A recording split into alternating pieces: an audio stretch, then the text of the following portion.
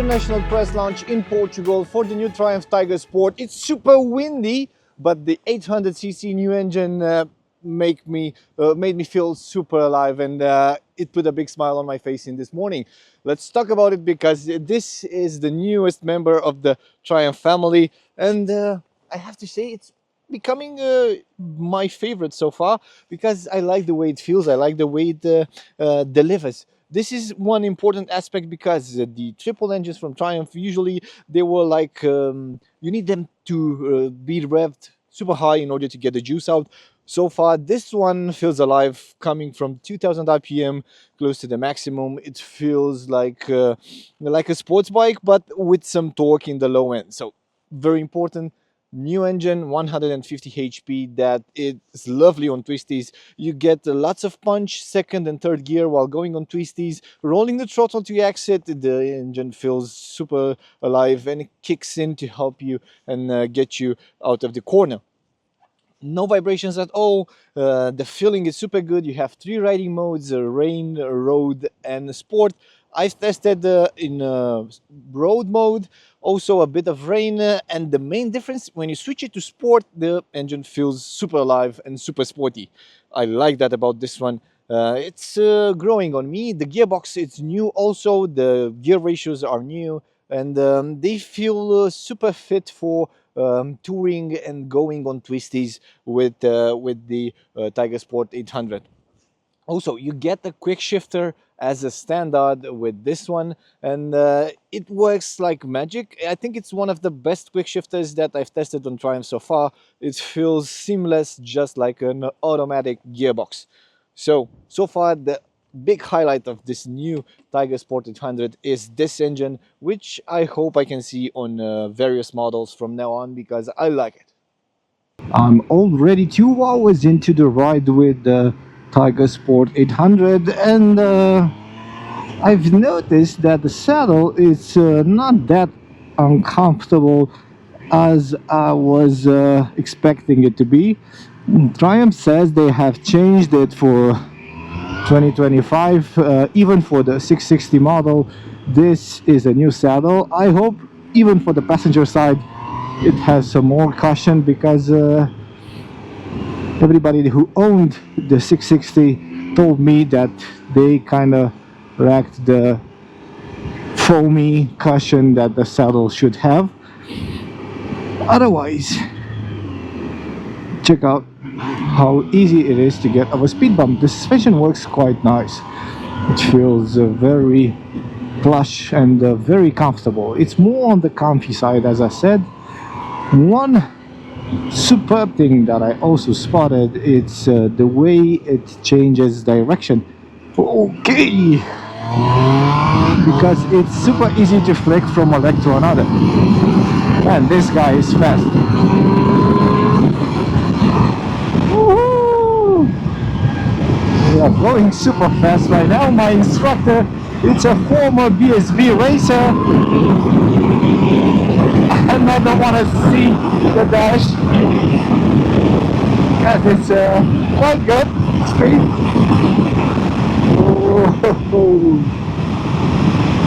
And now we change direction to the right, apply a bit of brake, and then just press on the handlebar, and things are happening. It's superb. The wind is still on, but I want to talk to you guys about something that it's very nice to have on a touring bike. The guys at Triumph made this Tiger Sport very comfortable. It has a very relaxed position. The knee is not that bent, and you get some protections from this side fairings. Also, for my shoulders, from this additional fairings in the front, I keep the windshield in the lower position, because if I lift it up, I get some buffeting in the helmet area, even with the sports helmet. So better this way, and I feel good even at close to 140 kilometers an hour. No problem. It will feel very natural and very easy to ride. What I like the most about this new model is the suspension. This Showa BFF on the front has some adjustments for tension and compression. You can do it with a screwdriver over here. It's not hard to do it. You have some adjustments also on the rear. You can check on this one. It has a knob that can be moved left and right if you take a passenger or stuff like that. So you will harden the suspension, and it will become even more sportier or less sportier. Right now with this setup, I feel it like a super comfortable bike. It's a sports touring by all means, but in the more comfortable side.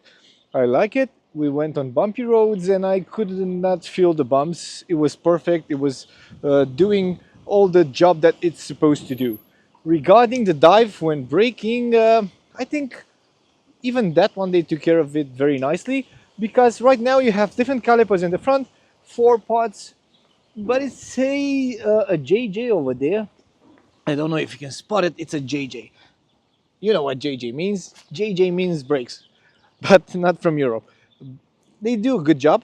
Nothing to complain about them. They have enough stopping power. I felt the intervention of the traction control a few times, but I only see it on the dash.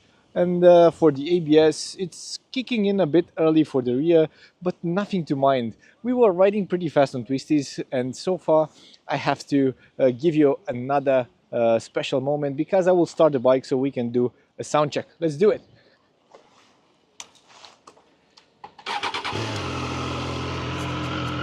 It's pretty electric, it's Euro 5 Plus, but when you rev it up, this grunt becomes a growl.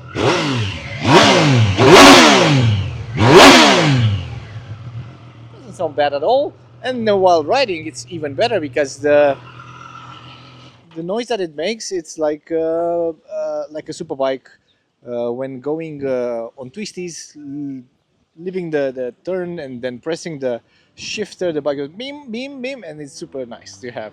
Also, if you want, you can spend some more money and add up the Akrapovic exhaust, but I wouldn't do it. I would keep this one.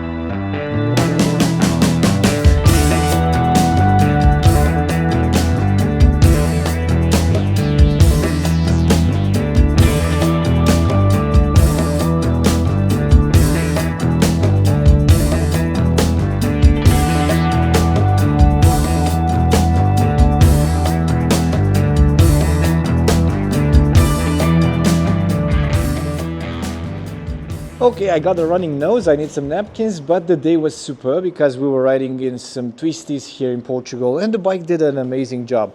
Let's talk about the things that you guys asked me about. The passenger seat, which seems to be super soft. Let's check it out because I haven't checked it so far. Yeah, it's quite plush, and the handles, the rails over here are pretty close by. You need to fit a top box because your passenger will need some more comfort if you're thinking about long trips.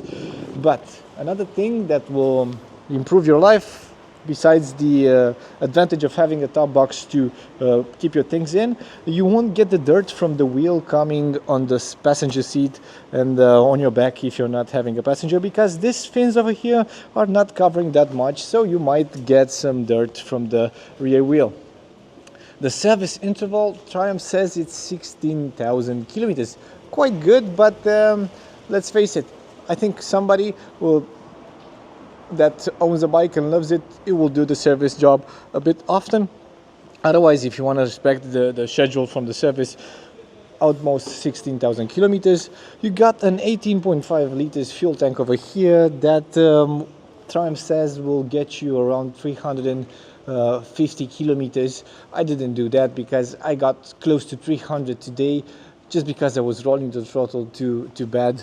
The bike was eating like close to 5 liters or something like that, or even a bit more than that, close to 6 liters actually. A thing that I dislike is changing the riding mode. I have to press this button for the mode and then release the throttle. Afterwards I have to confirm with this button. It's not the easiest way to do it, but what can you do? You have to get used to it. Otherwise, accessing the menu, it's pretty easy with these buttons over here. Putting the cruise control on is also super easy. And regarding the electronics, I saw the traction control blinking in the dash a few times while exiting the corners pretty fast here in Portugal, because the road was a bit slippery and wet at some point. But the intervention was not that aggressive. I couldn't feel that the traction control was cutting, but I saw it on the dash. So this is a very nice thing because the intervention right now is super soft. You also get the ABS cornering, so if you need to correct the line, you just press a bit the brake. Maybe you get an obstacle or something that you need to avoid. This is a cool feature to have on a motorcycle when it comes to safety. When it comes to options, you have to do a must. You have to put this heated grip set on the bike, and also you have to fit it with some hand guards because it will make your life a lot easier when going on long trips. Another cool feature, this Tiger Sport 800 can be fitted with a central stand, which will make your life a lot easier because it's a chain driven bike and you will need it just to lube your chain from time to time when you're on a long trip. The price, it's 11,890 euros in Romania, so this is a quite helpful fact because it's close to 500 euros cheaper than the Yamaha Tracer 9. This means that you will get the money to add up some optionals, and before considering to buy the Yamaha or the BMW F900 XR, you should give it a try with the Triumph because this bike has a lot to say. My colleague Peter is doing something like walking over there, but yeah, what can you do? Cheers, Peter! Okay, this is it from Portugal. It was a nice time. The bike is quite impressive. You should try it, and don't forget to leave me your impressions after you try it or just by seeing this video in the comment section below. Cheers, guys!